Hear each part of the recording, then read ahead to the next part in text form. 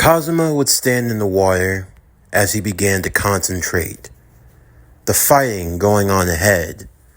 Nanami, Rock, Naobito, Maki, Ayano, and Ren holding off the cursed spirit Dagon. From the inside, it would be much more difficult to conjure and gather all of the ice spirits to his own location, especially moving through the barrier of Dagon's dimension as well, caught in the domain expansion. But for Kazuma, he had had his fair share of dealings with Jujutsu sorcerers. They were a tricky bunch, not easy to beat, but he always knew of a way out, an ace in the hole. It was about 3 years ago when he had the misfortunes of coming across a rogue sorcerer who attempted to use their domain expansion. And it was pretty effective. But he had figured out a way to beat it. And that was by destroying it from the outside, turning it into something that was fragile, something that could break with enough force. Eyes as blue as the azure sky. This is the symbol of the contractor, entrusted by the spirit queen of the snow, with the power of her domain. I bear this mark, the stigma of winter. On the outside, the ice spirits began to break through the veils, the ones that kept the humans out but allowed for their spirit to flow freely. They would surround the outside of Dagon's domain expansion as they began to vibrate at a high frequency. A frost would begin to descend upon the domain. A chill began to be filled in the air. The water on Kazuma would begin to freeze and turn to ice, as the ice would envelop his entire body, encasing him in full. Nanami looked on to see what was happening, wondering if he had accidentally got himself harmed, but Ayano would assure him, "You don't have to worry about that idiot. He's not getting himself hurt. He's unleashing his full power," Ren would say. Full power? Power of what? The power of winter. The ice block would break, and there Kazuma stood, but now a man made out of ice. The Iceman. His glowing blue eyes focused on Dagon, as the skies would turn from a bright and sunny blue to a dull and dark gray. The sun was blotted out. The winds that were now warm and tropical became more cold and frozen. The grass would begin to wither and die around them.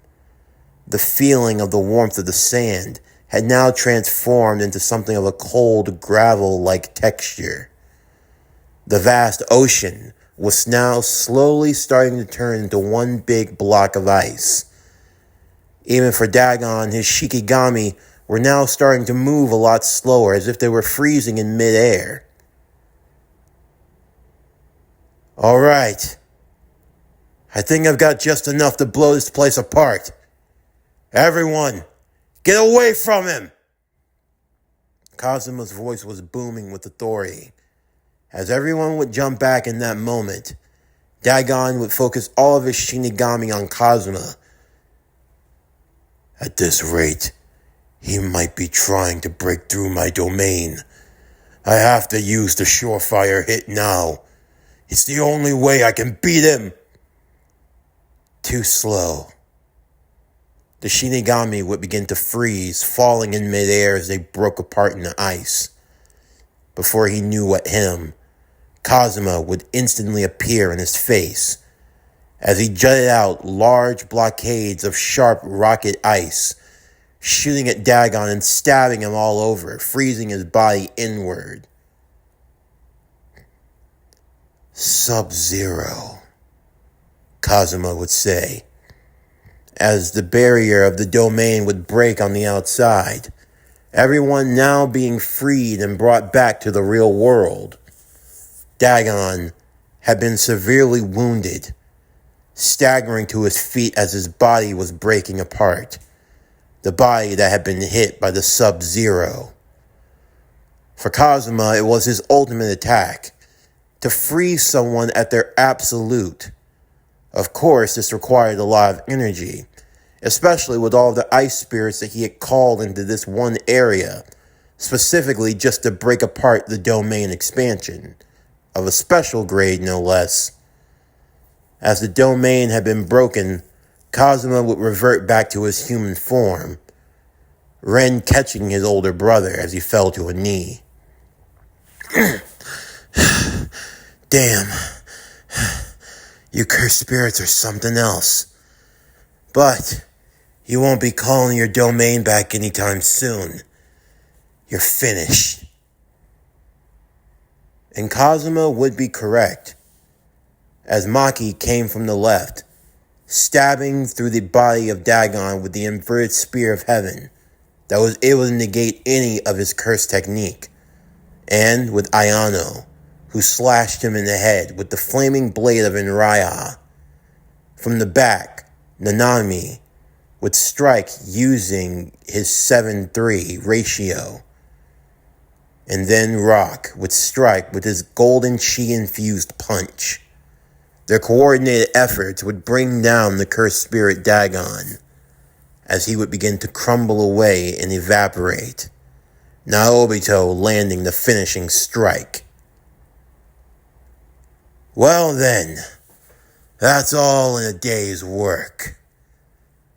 You weren't so bad out there, though. You're all still a bunch of Kanagis. They're Kanagis, Kazuma said. Don't lump me in with them. Yeah, whatever. Still, Nanami said,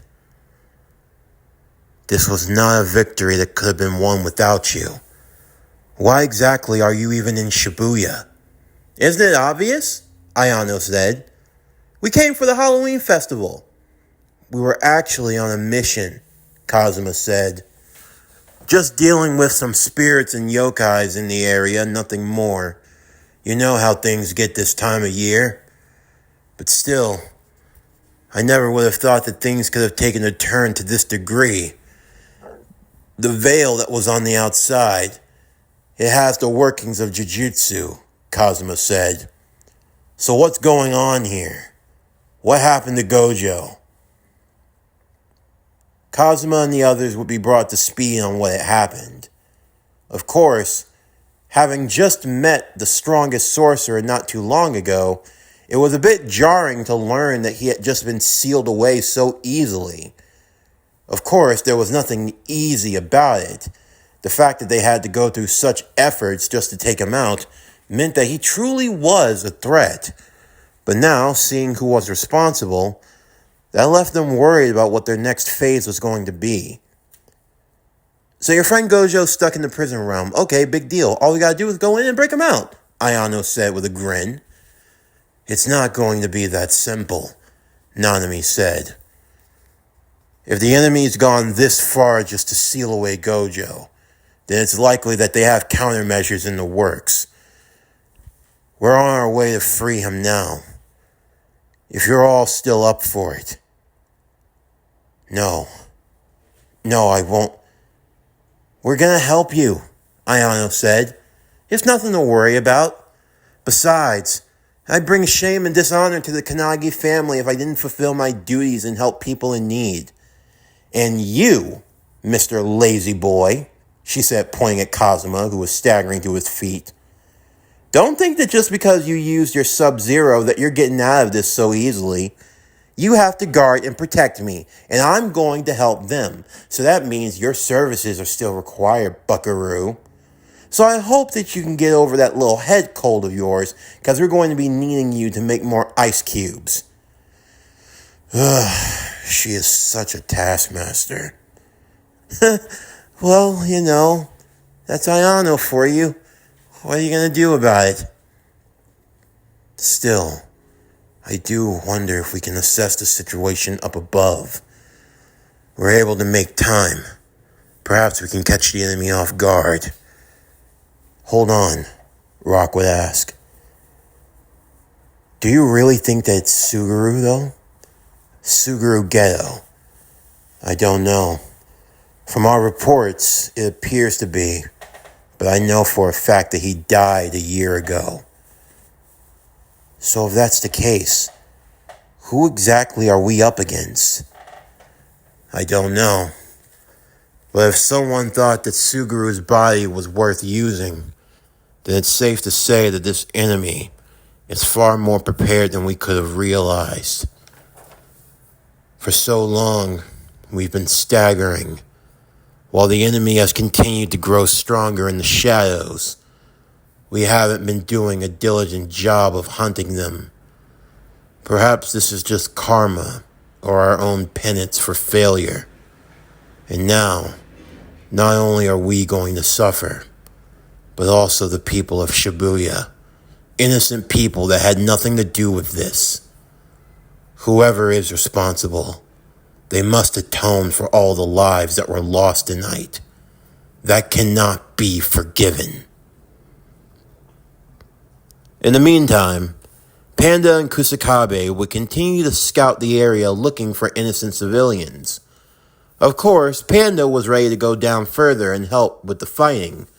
Toge was helping with the evacuation and using his power of cursed speech to get rid of any of the transfigured humans or cursed spirits or help guide others to where they needed to go. As for Kusakabe, an older figure in the Jujutsu community, he only had one goal, and that was to survive. He had no intentions on getting involved in the main battle in any way, shape, or form. In fact, his main reason for scouting with Panda was to stall for as long as it took, primarily because he didn't want to get into a fight. I'm always given the rambunctious people, aren't I? If we weren't looking around so carefully, Panda would want to go down onto the lower floors, Kusakabe thought. The only thing I'm trying to do is make it back home. I don't get paid enough to deal with this kind of crap. And even more so, there are people who do need our help. So in the end, our hands are tied. There's no point in us getting involved into a fight that will do us literally no good. We're better off serving on this front here, and before they could finish, they were surrounded by a group of curse users. Sorcerers who were loyal to Geto. That's as far as you go, my friend. Yeah, we can't let you pass any further. Come now. There's no need for us to get into a fight. We're all friends here. You know that we're not. Kusakabe would light a cigarette. Look, can't you feel what's going on in Shibuya? I know that you're a cursed user just like we are. Actually, I'm a cursed doll. Technically not even human. So you're on your own with that, pal. Shut it, Panda. Look, the humans have nothing to do with this. You mean the monkeys? Oh, great, you're one of those. Ugh. Look, all I'm trying to say is, we want to create a better world. A world free of curses. To do that, we have to get rid of the weak. We have to get rid of the monkeys. Could you stop throwing that term around? It's kind of derogatory in this day and age. Only a feeble-minded monkey like you would think that. What we say goes beyond any need of color, race, or creed. There are simply two types of people in the world. Those who can and those who can't. And the ones who can't need to be pushed aside. Ah, so you're thinking about the future, huh? It's nice to see young people taking an interest in the world and things that actually matter. But, a little word of advice.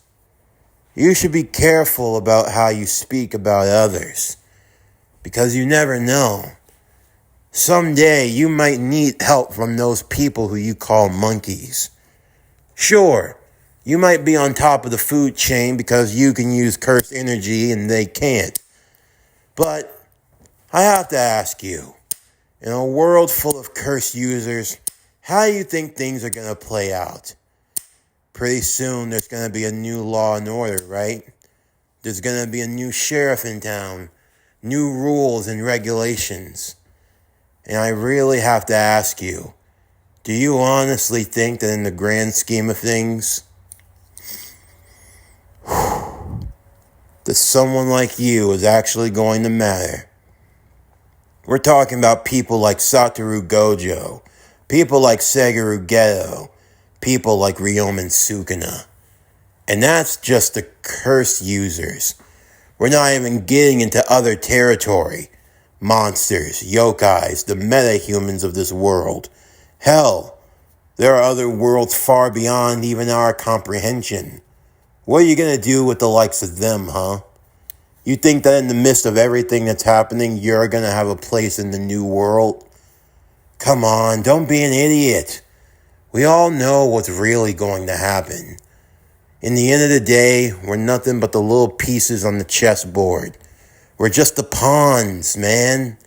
We're nothing but pawns that are being pushed off to fulfill everyone else's agenda. In the grand scheme of things, the higher-ups on both of our sides couldn't care less. We'll fight in their wars and we'll continue to war with one another. Peace isn't going to be obtained just because you kill all of the humans. In the end, what will happen when the special grades go after the first grades? The first grades will turn on the second grades, the seconds on the third, and then there will be the weak links. All you gotta do is, will you shut your spouting, old man? What are you going to try to do? Play us against each other? It's not going to work. You are our enemies, plain and simple. You should just surrender. Everyone could feel that aura, that level of cursed energy. Panda looked to Kusakabe. Hey, boss. Yeah, things just got bad.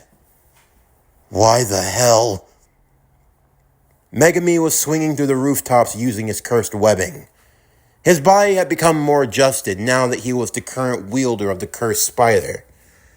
He had taken what he had learned from Miles in stride, learning that the best way of using the power of the cursed spider was not to try to copy and emulate those that came before you. Miles could never be Peter, and Megami could never be Miles. In the end, he could only be himself, so he used the power of the cursed spiders in tandem with his Shikigami, fighting against a man known as Toji Fushiguro, a man who held a similar name to him, a man who he had come to learn was his estranged father. Toji, in the meanwhile, moved like that of a robotic assassin, with no emotion, with no care. However, in his fight against his son, he could see that he had somehow inherited the technique of that boy that he fought all those years ago. The spider guy. Yeah, I remember him, Toji thought. How the hell did Megami get his powers? And even more so, when the hell did he get so good? Of course, Toji still held the upper hand, even with the enhanced strength and reflexes, even expressed through the power of the Shinigami, who could also inherit the power of the cursed spider as well. In the end, Toji still held the higher ground. Damn it. His defenses are too good. I have no way of sensing where he is or where he's coming from. If I didn't have the spider sense, this guy would be a complete ghost to me. I'm not reading any cursed energy from his body. I have to say, you're nothing like how that boy was back then. You're talking about Peter, aren't you? So it's true, you did fight against him. I say the fight would happen to be a stretch, but he definitely put up a challenge. How? How are you? How am I here? Because that old hag summoned me. Though I gotta say, I'm even more surprised that you know who I am. There's not much to know about you. It's not like you were ever around. Well, what do you want to do? You want to go to the department store, grab a couple of gloves, and go play catch like father and son? I think we're way past doing anything like that, and you know it. I don't suppose that there's any way that I can tell you to stand down, can I? Come on, like I'd ever do something like that. Besides, I want to see what type of man you've become, Megumi. Toji would now race towards his son. As Megumi would back away, he would summon the Shikigami rabbits, as they would begin to swarm around Toji, who would use debris scattered all around to strike at them and kill them. However, the rabbits were just a diversion, as Megumi would drop the giant Shikigami elephant, attempting to use webbing spouting out of its trunk to bind and hold Toji. However, this counter would prove to be futile, as Toji would grab a cinder block before slamming it straight into the forehead of the Shikigami elephant, causing it to dissipate and disappear. Immediately, he would speed blitz towards his son, delivering a devastating punch to the gut, before grabbing him by the collar and swinging him around. It was only thanks to Toji's athletic build that he was able to bounce off of the wall, swinging once more as he shot webbing towards his father, who ducked it once again, getting in close, just as Megumi wanted. He would immediately open his mouth as now a Shikigami frog would jump out, the frog's tongue jutting right into Toji's face. This momentary distraction was all that he needed, as Megumi would grab Toji by the legs before swinging him up, attempting to use a pile driver and driving his father head first into the concrete down below. It was definitely a move that was intended to kill, and Toji could feel that there was no love lost between the two of them, as he averted at the last moment.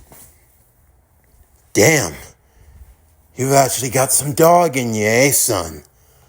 Is that what Gojo's been teaching you? Honestly, this isn't my style.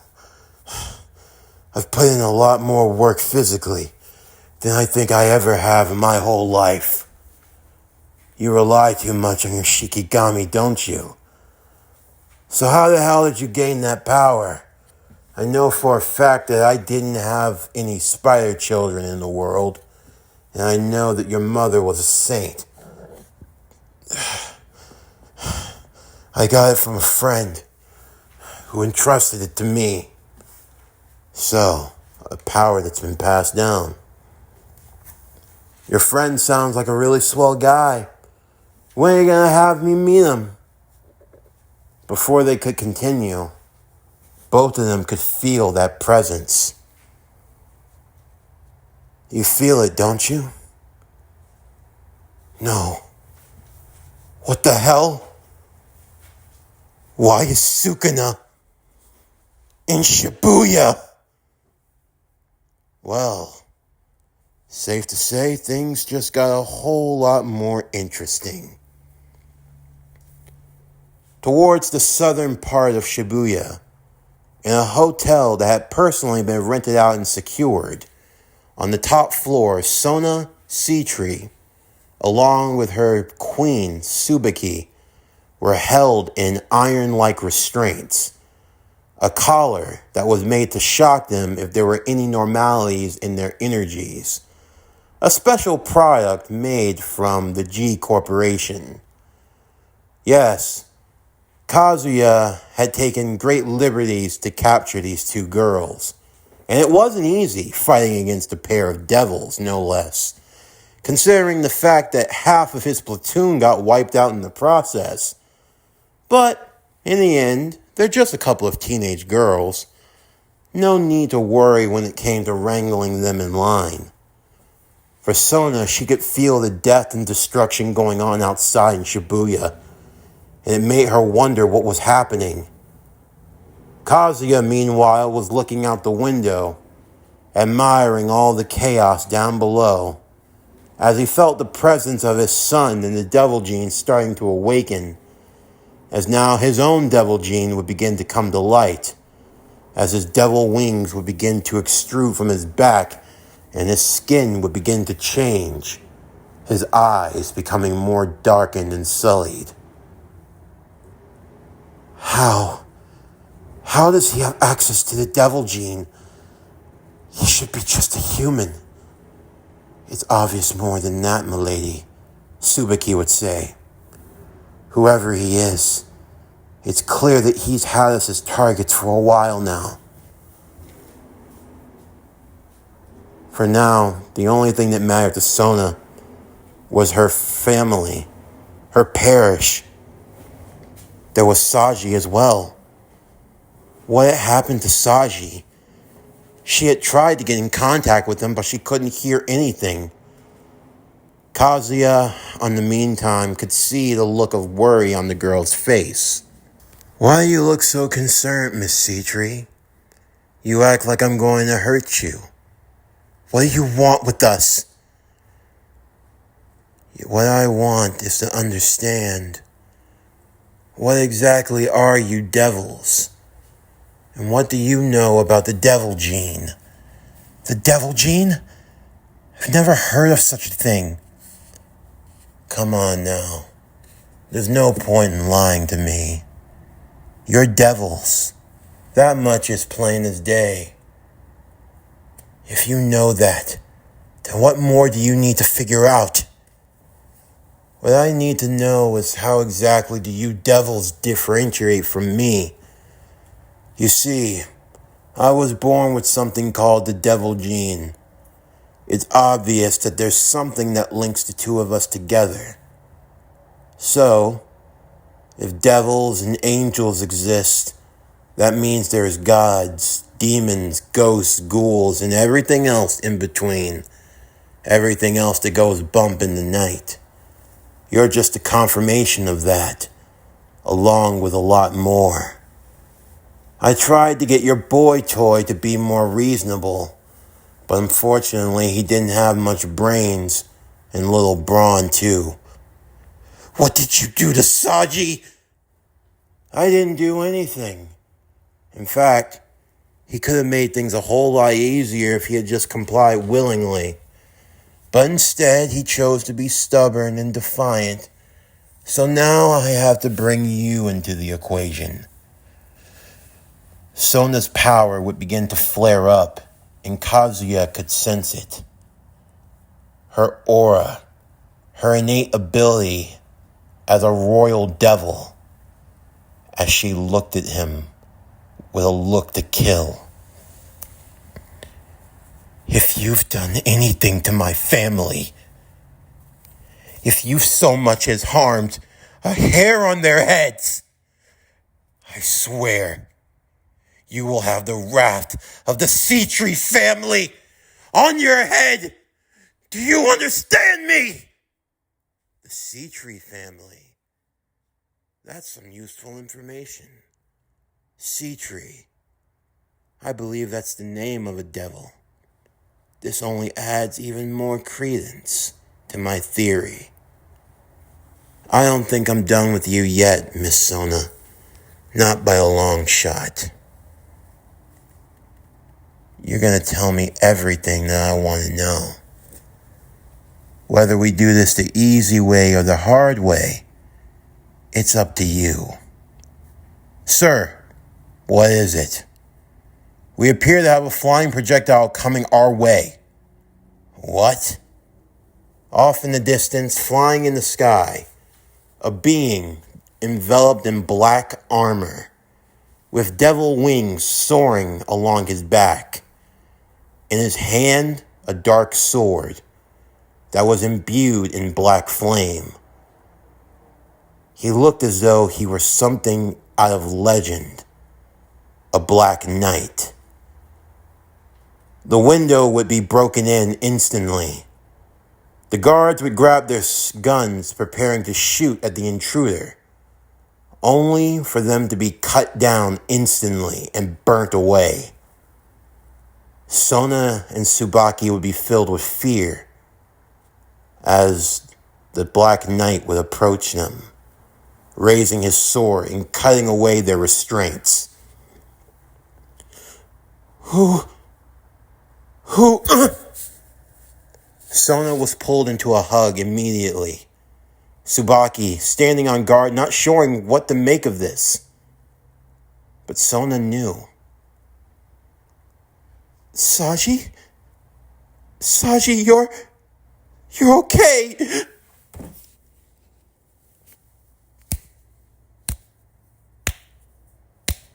This is a touching reunion. You know, we rented out this whole hotel, and you just gone and cost me a lot more. Before he could finish his sentence, Saji would blast him with the black flames of the dragon Feritra, shooting him out of the window as he turned back to Sona. I failed you once.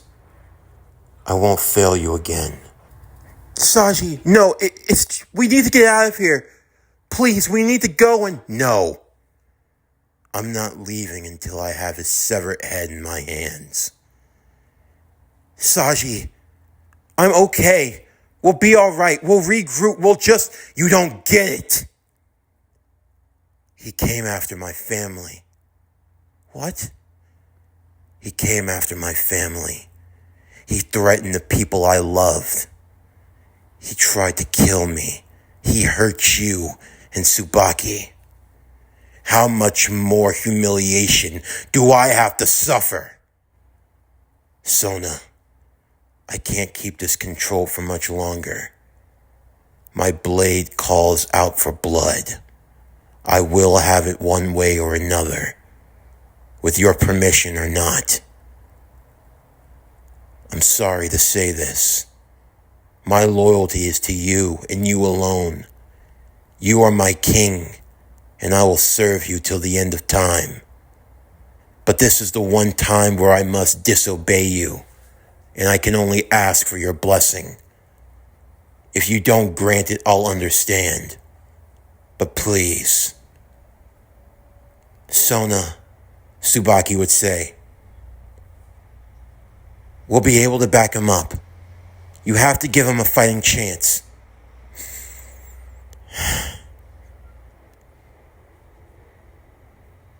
Don't die on me, Saji. Promotion granted. Thank you. Promotion to Queen. Saji would descend out of the building as more guards would arrive, their guns drawn, as Sona and Tsubaki would raise their hands.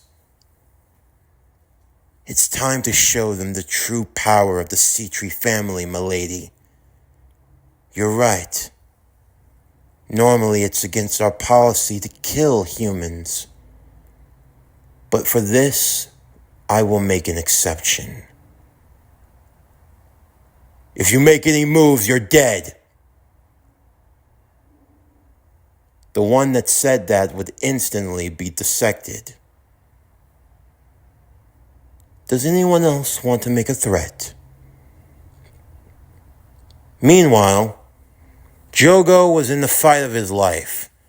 At least that's how he felt. As for Sukuna, this was just boring. Because he was using Miles' body, it meant he also had the innate powers of the cursed spider. It meant that everything just felt more and more dragged. Mainly because of the fact that, due to the enhanced strength, the spider sense, the reflexes, it was like his body was able to move on its own. He didn't have to worry about any surprise attacks, not like Jogo could have landed any of them anyway. In the end, he wasn't doing anything. He was just thinking about life. Man, I'm really hungry. I could go for some human. Maybe Szechuan sauce? Something with like a honey walnut texture? No, Maybe I want to have some human cutlet deep fried on rice. No, I know that humans have these things called burgers. Can I get a bacon burger? Human tenderloin, well done. No, can't do that. But what exactly do I want to eat? Children, taste like chicken. Women, they got kind of a fishy texture. Am I in the mood for beef? Turkey, maybe?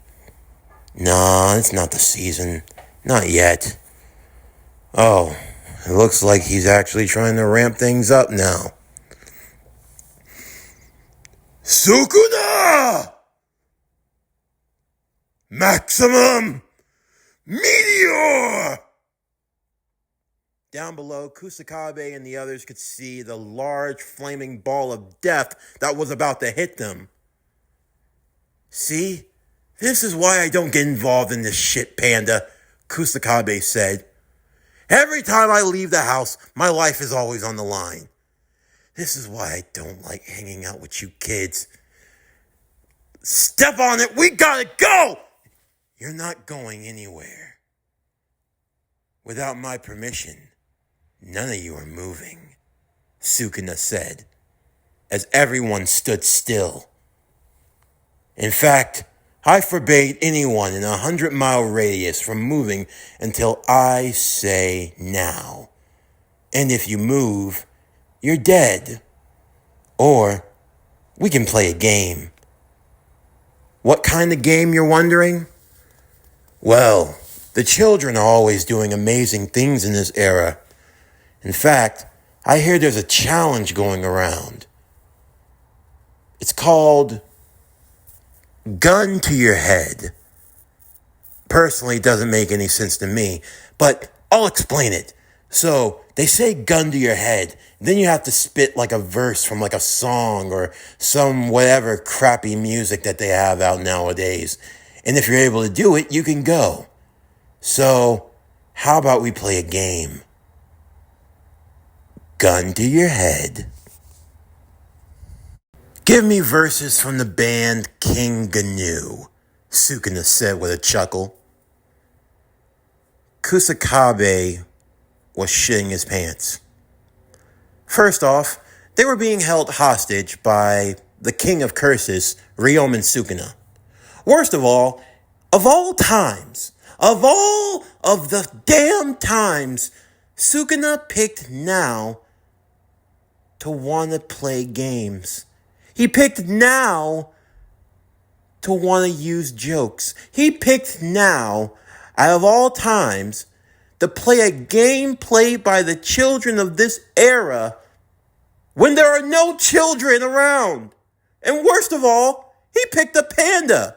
There's no way in hell that Panda was gonna know the verses to a King Gnu song and come on, let's dance to the edge and tumble down again. Tokyo stands tall, post up at the end. Let's struggle on to the edge of death, nothing is left. Dancing wildly, the bully those who claim their respect. I love you, baby. Sing again till the morning comes. No matter your sorry state, the childish games you play, you burn through my heart. Let me cherish you always. Don't ever run, 'cause all to me you are my special. Drive my heart in two, I feel it beating anew. Put you under the spell, consume the future as well. In that maze of you, we rendezvous. A days that I never felt. You are my special. Dancing to your tune, the whole world spins out of you. No, no, no, don't relax, the demon's breaking its shell. In that maze of you, we rendezvous, no matter what they may tell. You are my special. We're special. How the hell? Kusakabe thought. He actually knew it.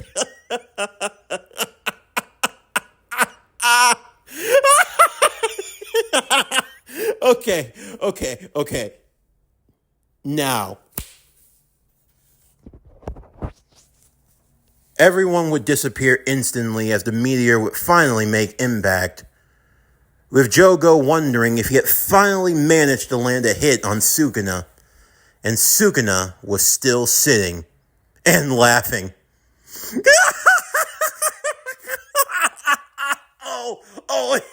It hurts. Oh.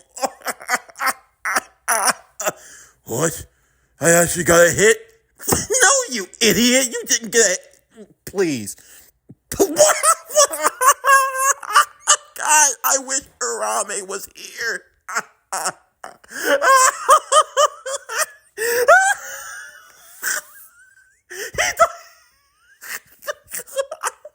You thought you actually got a hit. That's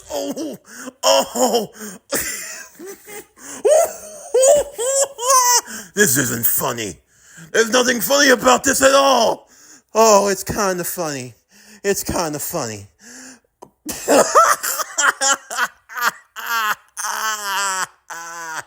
Oh. He actually. Oh, come on. Oh, come on. You gotta admit, you thought you got a hit on me. By the way, why didn't you use your domain expansion, you dumb bastard? Why would I waste my time doing something like that? What? Gojo spooked your ass one time too many, and you can't even hit me with your best shot? Tell you what, I won't play around with you anymore, okay? Because I'm in a good mood, I am going to give you one more chance, okay? We'll have a fire shootout, okay? Come on, let's do this. Let's do this. Let's do this, motherfucker. Let's do this. What? What are you? I told you. Contest of fire, damn it. So, like, get your shit up. Come on, get it up. What? Since when could Sukuna use? Come on now. You don't even know about this? Damn. What are they teaching school these days? Well, not like your ass would have gone to school anyway. You always look like a middle school dropout. Divine Flame Arrow. Jogo would raise his hands, preparing a fireball. Sukuna, reaching his arms back, ready to shoot the flame arrow. You better give it all you got. This time, Sukuna, I will. Hanami? Dagon? Oh.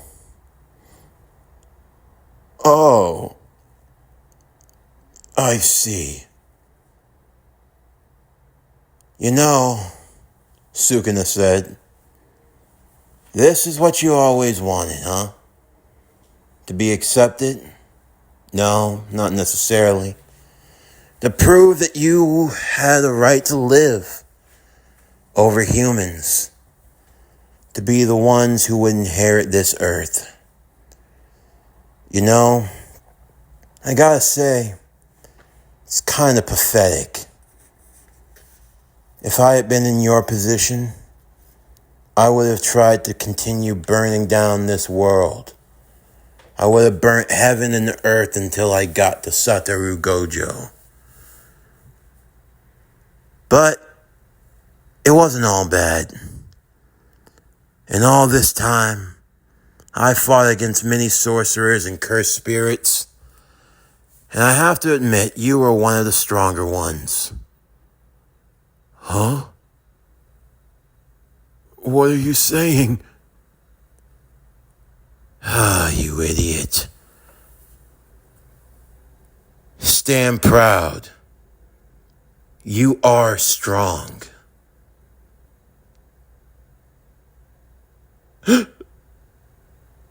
Jogo would begin to shed tears. What am I feeling right now? I wouldn't know that now, would I? Sukuna said to the burning corpse of Jogo. Out of nowhere, a familiar face would arrive to Sukuna, standing by his side. Master? Huh? Do I know you?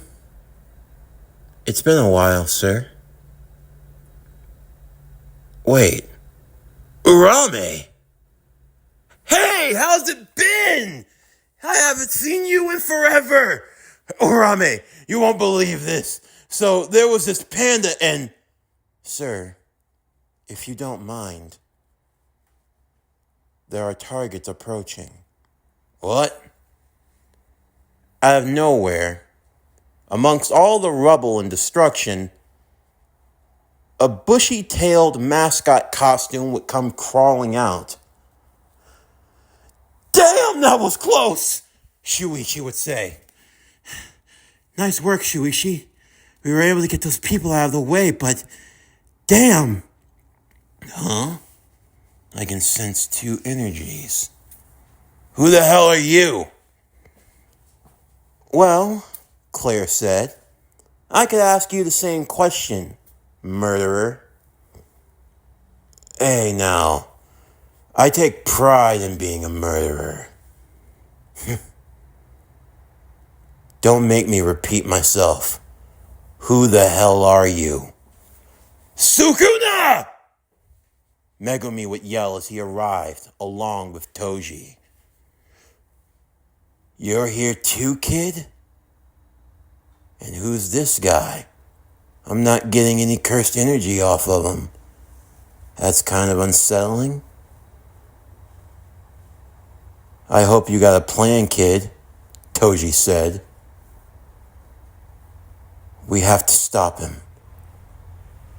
The situation's only gone from bad to worse. There's no other way. We have to make a stand, here and now. From what he's wearing, isn't that supposed to be your friend? Yeah, you could say that. I see. Toji would prepare himself for battle. You might want to run along, Furry. I don't think you're going to survive this. Don't underestimate me, Claire said as she pulled the gun from her holster. Huh, you got heart. I like that, Sukuna said. Who are you? Oh, me? I'm just your average schoolgirl. Just came to visit Shibuya for Halloween. And I hunt monsters down for fun. So, what do you want on your tombstone, bitch? Yeah. I like you already. I don't know who the hell these guys are. And quite frankly, it doesn't matter, Megumi said. Even if they wanted to run, there's no way Sukuna would let them. I'm sorry, Miles. But by order of Jujutsu law, I have to kill you.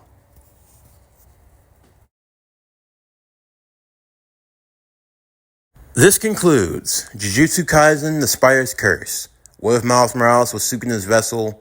Season 2, Part 5. First, I want to give a shout out to the YouTuber Rap So Petty. If any of you guys are a fan of his and you know about his Hood anime series, like he does Hood Jujutsu Kaisen, he does, I think he does another Hood series, the Hood Anime Awards and things like that.